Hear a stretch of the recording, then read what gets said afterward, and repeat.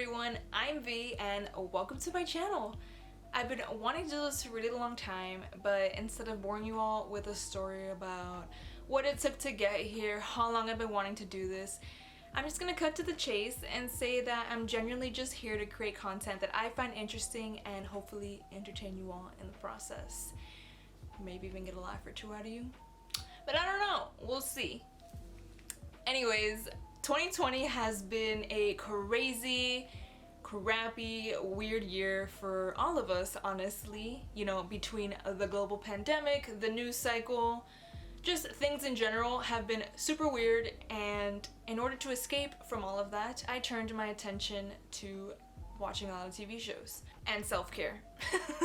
Now, the shows I'll be discussing today are obviously the shows that got me through 2020. However, not all of them actually came out in 2020. Some of them did, while others are just older shows that I got around to watching this year. But nonetheless, I hope that you enjoy them as much as I did and that these recommendations are actually helpful to you. So without further ado, let's get to the dang point.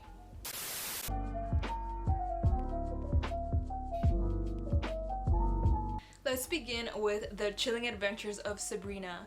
Now, growing up, I used to love watching Sabrina the Teenage Witch, the sitcom. So when Netflix came out with like this adaptation, so many people had recommended it to me. I didn't watch it immediately when it came out, but so many people kept recommending it to me that I was like, you know what? I love the sitcom, and I had heard that this was like a lot darker, and you know I love that spookalicious stuff. So you know, I had to take a watch, and I did, and I don't regret it. And it's so amazing, and I love what they did with it. The Chilling Adventures of Sabrina stars Kiernan Shipka as the iconic Sabrina Spellman in a much darker adaptation of the story that's based off of the comic itself. It's got a lot more horror and occult elements, and basically also serves as a coming-of-age story at the same time. Sabrina constantly has to battle between choosing what life she wants to live, being a half mortal, half witch. She constantly has to protect her own family, but also her mortal friends. And as awesome as she is, and as much as she has to put up with, I feel like she always has to deal with like her two colliding worlds, her magical world and her mortal worlds, and I feel like she kind of struggles to fit into either because she's just split down the middle. The series gives us a taste of our favorite iconic characters. We got Aunt Hilda, Aunt Zelda, Harvey, Sabrina's human boyfriend, and of course we have cute little Salem. However, in this series he is not a sassy, sarcastic animatronic cat, but he is still delicious and cute and has his own little role. However, he does take a little more of a backseat. He's not a talking cat, but he's still there and he comes through when he needs to. Salem. Oh, well done. But aside from, you know, bringing all those characters back, giving us that nostalgia feel, the series does a really good job of revamping its plotline, and it does a really good job of kind of making it a more complex storyline of, you know, good versus evil. And aside from the really good darker plotline, I think it has great actors and great new characters that really add flavor to the revamping of this series. So if you're a fan of the original, or if you're just into like darker, mysterious, witchy shows, like you'll definitely enjoy this. Before we move on to our next series, I just want to take a moment and lament that, you know, this year I got super into the show. I binged it like in a second, and then a couple months later they just decided that Netflix is gonna cancel the series. And I just want to know who I need to talk to, because Sabrina's getting canceled and it's like one of Netflix's most popular shows, and yes, I know they have a history of canceling their good stuff, but we still have Riverdale out here like wreaking havoc on the world and like ruining lives, you know, and like causing the cringiest of cringe fests. In case you haven't noticed, I'm weird. I'm a weirdo. And I get it. Riverdale's a CW show, Sabrina is a Netflix show, two totally different like networks and whatnot, but they're run by the same guy. So, Sir Roberto, I need you to do something about this, because I just don't understand. And the way that the series left off, like I feel like there's so much that can be done. Now, nonetheless, they are releasing, you know, a final like 10 episodes or something like that, or final season, which will actually premiere on December 30th. I'm looking forward to watching it, but at the same time, I'm depressed it's ending, and I just don't understand. And I hope they fix it. Maybe move it to another network. I mean, I don't know. But I hope that they do the show justice with the ending. I feel like there's so many things that need to be tied together, and I hope they do a really good job of it. I don't even know what I'm saying anymore, but I'm freaking upset. Anyways.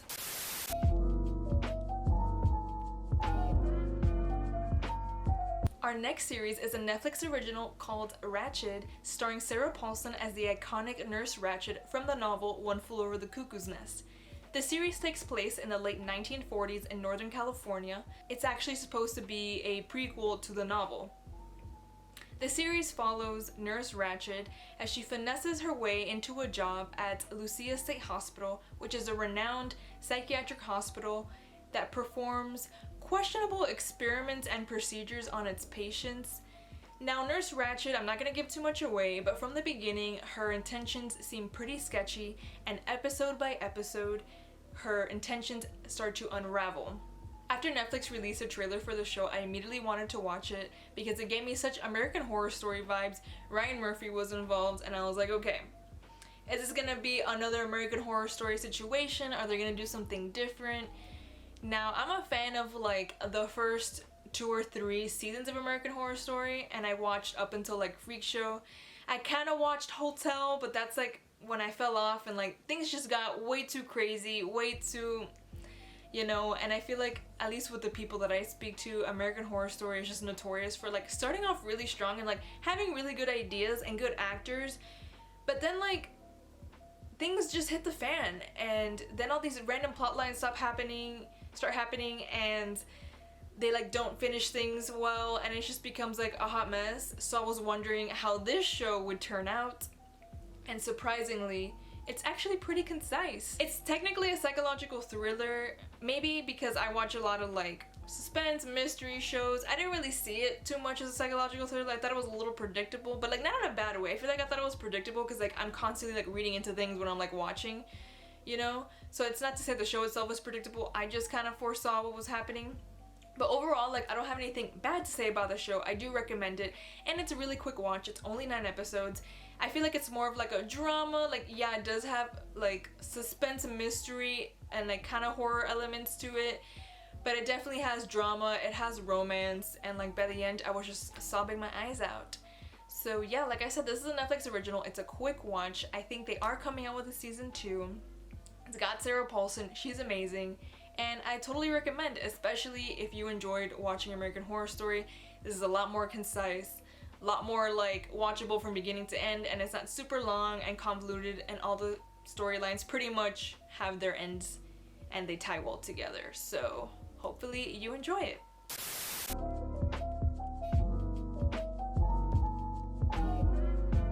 Vikings originally aired in 2013 as a History Channel original series, but you could probably watch it on Hulu or Amazon Prime.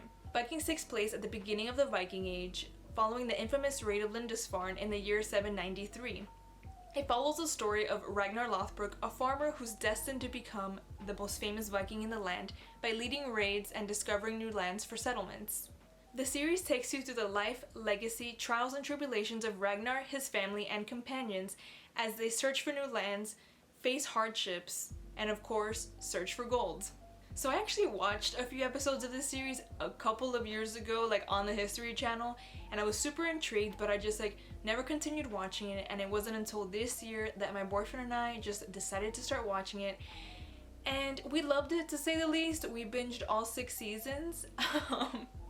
And if I were to compare it to another show in terms of vibes, not endings, it hasn't ended yet by the way, I would compare it to Game of Thrones. Think of like Game of Thrones family dynamics, but like Vikings edition. You know, it's got the family dynamics, it's got the high stakes, it's got interesting characters, and the overall production quality of the show is pretty freaking amazing. The characters in Vikings are also so amazing. They all have their own little stories, personal journeys, and hardships that it makes you grow attached to them because you just want to see where they're headed.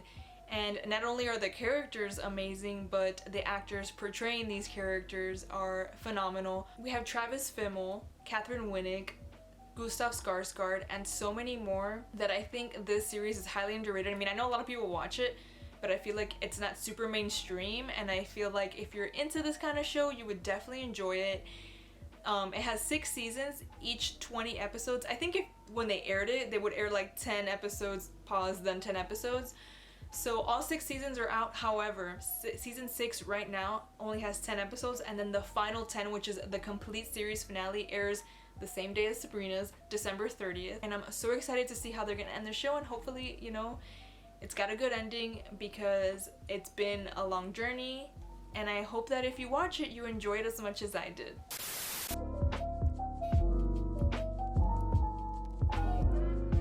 So now onto something a little more lighthearted but real as heck at the same time.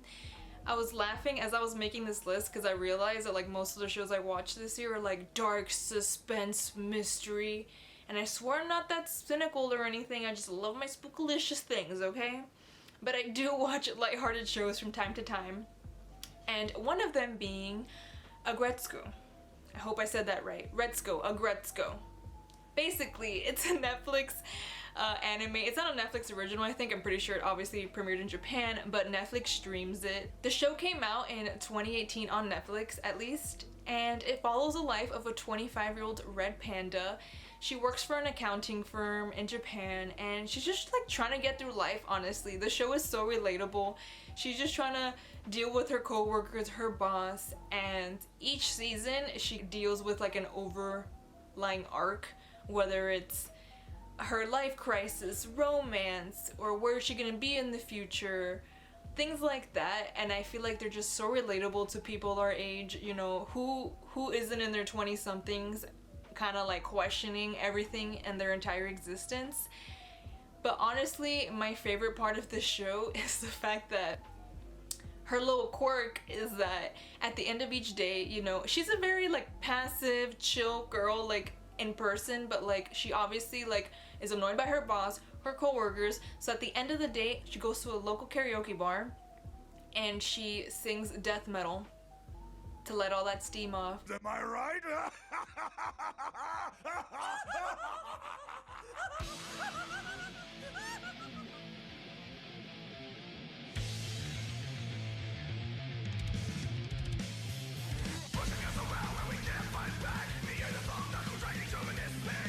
And honestly, she's an icon because same girl, like I feel that on a spiritual level. And it's just so freaking hilarious, but like so real at the same time. And I feel like each season, like I said, has like a message, and with each season, like she grows as a person and becomes so in touch with herself. And I feel like it's an important message for people our age. Like none of us have it figured out. If you do, bitch, I'm jealous. It's such a cute, lighthearted show, but it's also really meaningful. So far, it's 3 seasons. It's a very quick binge because it's only 10 episodes each, and they're only about like 25 minutes, you know, typical anime. But I definitely recommend it. Please watch it. You would enjoy it. And I feel like this season specifically, like, so I've been watching this series since it premiered, but this year, like the 3rd season came out, and of course I binged it, and I feel like the message really resonated with me, but I'm not gonna spoil it. You should just go ahead and watch it. It's super quick, and you'll thank me later.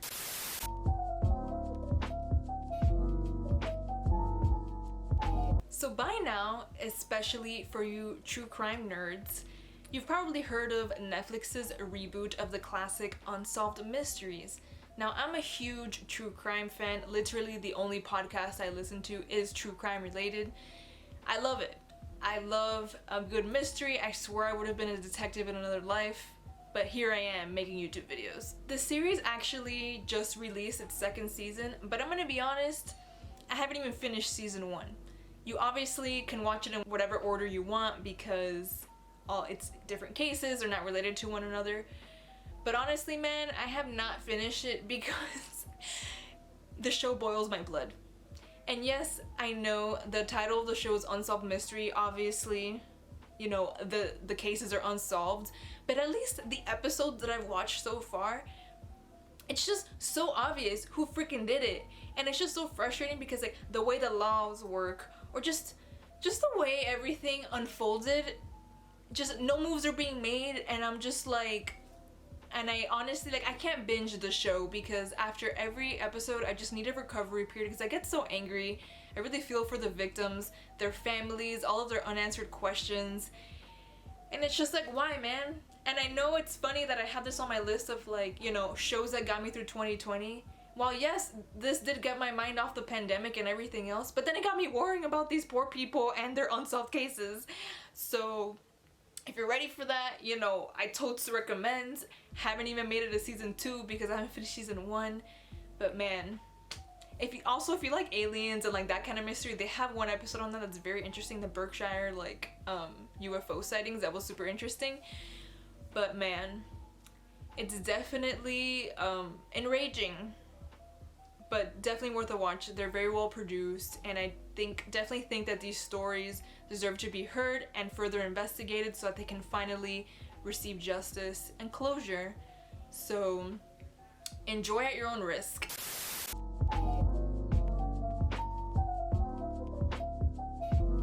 I was super excited when Netflix announced the second installment of the Haunting anthology series, the first one being The Haunting of Hill House, and now the second one being The Haunting of Bly Manor. Now, for those of you who don't know, the second installment has nothing to do with the first one, two completely different plot lines, and they actually bring back a lot of the same actors from the first one to play new characters in the second one. The series centers around an American girl named Dani, who is played by Victoria Pedretti, and she moves to England to kind of escape her life in America. She's actually hired by a man who currently has custody of his niece and nephew, and she is to be their au pair, move to their countryside estate, and take care of the children.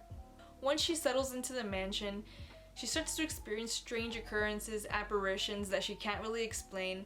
The children are kind of weird at times too, and things aren't exactly what they seem, and that's all I'm gonna tell you because I don't want to give anything away. Personally, out of this series and The Haunting of Hill House, this was by far my favorite.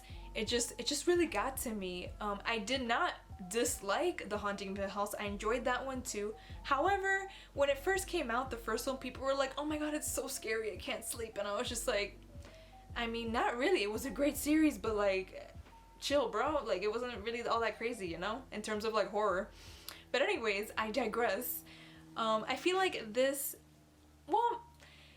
both seasons, people confuse them as being like horror, which they do have horror elements, but I feel like at their cores, this whole anthology is really a drama. This second one really, like, the storyline just was so beautifully written and like played out through each episode, and it's only 9 episodes, but like the way the story was told, the romance, I was honestly sobbing by the season finale. But maybe, like, I'm a crier, honestly. Like, I cry happy moments, sad moments, like, but legitimately I was sobbing at the end of the series, and my boyfriend looked over at me and was like, you good, bro? And I was like, yeah, I'm good, just please let me cry in peace.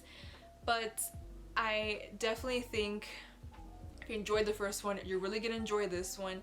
And in terms of the horror, definitely in the beginning, there's a lot more of a creepy factor, which I really enjoyed that I didn't really get from the first one, but this one really got me with the creepiness in the beginning. And just like the overall vibe is a lot more different and mysterious, and I just enjoyed it so much. Like, I would definitely watch it again. Aside from the beautiful storyline and somewhat tragic storyline, it's just a really good series overall. Amazing characters, very tragic and sad, but at the same time fills your heart with love, and I couldn't say more good things about it. I totally recommend it, and again, I hope you enjoy it, or if you already watched it, enjoyed it as much as I did.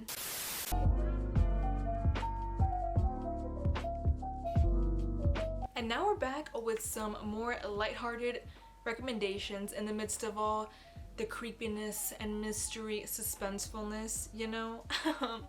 I actually discovered Toradora through my Netflix recommendations, but it actually came out way back in 2008, so I'm late to the party, but very happy I joined the party eventually. The series centers around Ryuji Takasu, who totally gives off like this intimidating vibe, but thankfully he has his best friend Kitamura by his side. Now, they're all really good friends with Minori Kushieda, but Ryuji happens to have a huge crush on her. However, when Taiga Aisaka is thrown into the mix, things kind of get really interesting. So Taiga Aisaka, She's very aggressive. She's tiny, but she's full of anger. They call her the palm top tiger. She'll basically beat you up for no reason. She's a tough girl, you know? And she definitely does not take a liking to Ryuji from the beginning, but later on they discover that they live super close to each other. Actually, they're neighbors. And guess what? Taiga has a huge crush on Kitamura, Ryuji's best friend. So they decide to team up and help each other win each other's friends' affections since, you know, they got a crush on each other's friends. Now, I'm not really gonna go too much into the plot, but it's your typical romance, slice of life anime, love triangle. Very easy watch, very chill watch. I can genuinely see myself watching this series over and over again because it's just so lighthearted and just like fun to watch. Even though it's super lighthearted, I definitely think that towards the end of the series, it's got a really nice underlying message, which I feel like most animes do anyway. And like I said, it's a quick watch. It's only one season, 25 episodes, you know, the 25 minutes each, typical anime runtime. My boyfriend actually ended up watching this one with me, and he really enjoyed it. So if you're not really into like the slice of life romance type, I still think you should give it a shot because it's actually pretty entertaining and very enjoyable, honestly.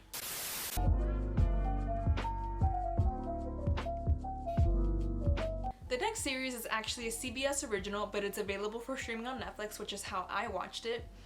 And it's a drama with supernatural elements starring Katja Herbers, Mike Coulter, and Nassif Manvi. Dr. Kristen Bouchard is a forensic psychologist who teams up with David Acosta, who's basically like a priest in training, and who's already a part of a team with Ben, the technical specialist who puts all the scientific backing behind their investigations. Together, they're a team of 3 who are called upon to investigate seemingly supernatural cases and occurrences, and they try to solve them. Now, I instantly fell in love with this show, and it was honestly such a random find. I was literally laying in bed with my boyfriend, and we were just doing the good old Netflix scroll. And I saw Evil, I saw like the little like clip that they played, and I was like, you know what, let's watch this. One episode, if it sucks, we don't have to continue watching it. But we were instantly hooked, and honestly, it reminds me of Supernatural. Now, I've been a diehard fan of Supernatural since I was like 12. I even got Jared Padalecki's like fangirl like autograph and everything. Yeah, anyways. Supernatural is literally about like ghost hunters, and they tackle like all of these like different supernatural elements. Whereas Evil is interesting because really out of the team of the 3 of them, only one of them actually believes in these things, which is David Acosta, the priest in training. Kristen Bouchard is a total skeptic. She's all like the mental illness, mental health vibes, and then Ben is all like science, this has to have an explanation. Now, I'm not gonna give too much away, but as the season progresses, things become a little harder to debunk. Season 1 comprises of a total of 13 episodes, and they're I think like 45 minutes each, but honestly, the way that it ended, I'm just like, please give me more, I need to know what happened. And they are creating a season 2, don't know when it's gonna come out yet, but I definitely recommend this show. It's very good, very well made, and if you're into that kind of stuff, you know, all things spookalicious, count how many times I've said that already, you're gonna love it.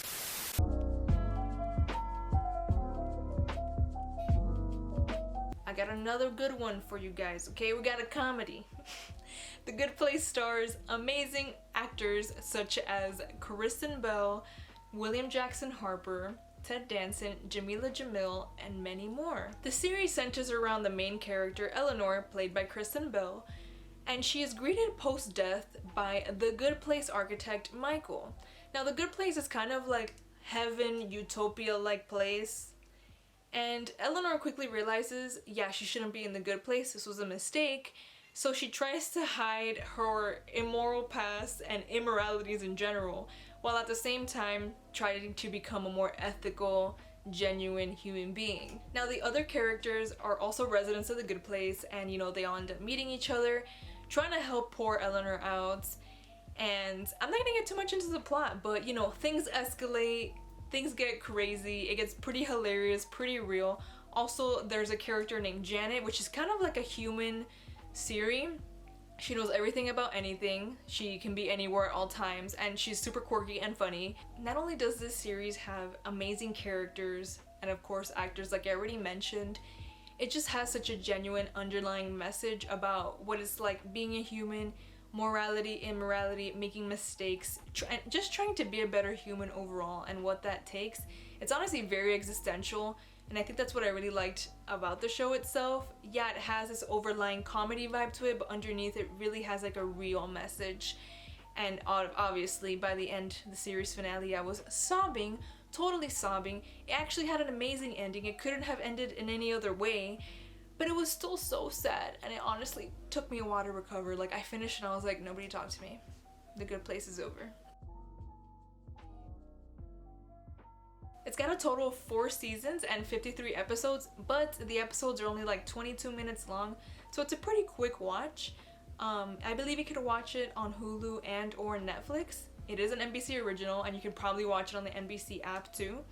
So I'm sure you'll be able to find it. And if you're into these kind of shows, you'll definitely love it. Honestly, I couldn't recommend it more. One of my favorite shows I actually did watch this year.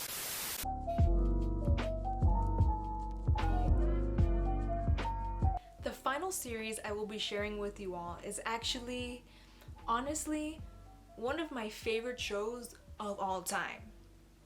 Let me just say that. I may have saved it for last for that reason. Again, this video is actually no particular order, but honestly, I did have to save the best for last.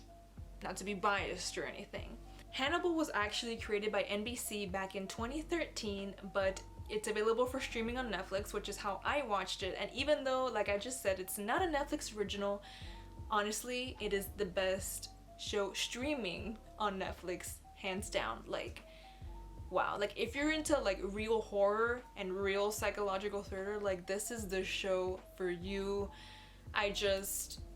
This show, chef's kiss. I don't even know what else to say about it. Now, the series was actually adapted for television based off like elements and like bits and pieces of Thomas Harris's novels Red Dragon, Hannibal, and Hannibal Rising.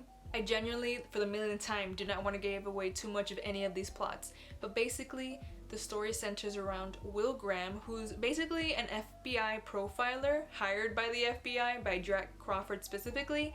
Jack Crawford is the head honcho at the behavioral sciences unit for the FBI, and he wants Will to help him kind of investigate the serial killer case in Minnesota.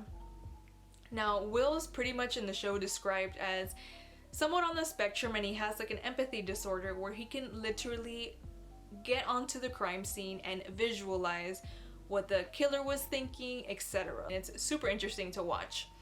However, as the investigation progresses, it does start to take a toll on Will because he is so invested. So Jack gets a little worried, and he hires Dr. Hannibal Lecter, forensic psychologist, to kind of oversee Will Graham and like his health and whatnot. And that's all I'm gonna say, because things get crazy. It's basically this whole cat and mouse anxiety, like the emotions I feel watching this show. Like, I can't, like, I tried to binge it, but like, you gotta stop every couple episodes because my heart can't take it, honestly.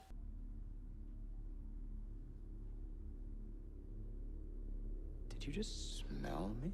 Not only does the show have amazing actors, we have Hugh Dancy, we have Lawrence Fishburne, we have Mads Mikkelsen, but it has phenomenal cinematography and visuals. And I'm being so honest here, like, I know I've been talking about like suspenseful mystery shows, and I'm talking about the fiction ones. Obviously Unsolved Mysteries, like real life, and that's horrific, but in terms of like the fiction shows that I've been talking about, this series is actual horror. This is real horror. This is real psychological thriller. Like, this is like the meaty, nitty gritty, like, oh my god stuff. Like, this show actually gave me nightmares. Like I said, like, I can't binge this season by season. Like, I had to take breaks because like it's a lot. It's really heavy, but it's so freaking good, especially if you're really into like mystery and murder, and it's just like, oh my god. It's also gory, so disclaimer on that. Not like Saw gory where like it's kind of like unnecessary, but like the crime scenes are creative, to say the least. So you'll see a lot of like gore and stuff like that, but it is so amazing. The acting, the visuals, everything I said. Like, honestly, This is the only show that's giving me nightmares aside from The Handmaid's Tale. That's another horror. I highly recommend this, especially if you're a fan of like the Hannibal series, and not to, you know, make comparisons. You know, the movie Silence of the Lambs, it's amazing on its own. I know Anthony Hopkins is like the OG like Hannibal Lecter, but Mads Mikkelsen, man, he is on some other shit. Like, he's, oh my god, like honestly, he's my favorite Hannibal. Please don't come after me. Like, he's amazing. If you watch the show, you'll see why. If you're interested in watching it, the series has 3 seasons, 13 episodes each, about 43-minute runtime, so it's kind of like your average like almost hour-long show. It's on Netflix. Run, don't walk. Thank you. And that's it for today's video. Thank you guys so much for sticking around. I appreciate you watching so much. If you enjoyed this video, hit that like button, hit that subscribe button, hit that notification bell. You know what I mean? Next time I post, you want to know, I got you. If you end up watching any of the shows, or you already did, and you want to let me know what you thought, just drop a comment down below. I'd love to know what you thought, and I can't wait to see you guys next time. Bye!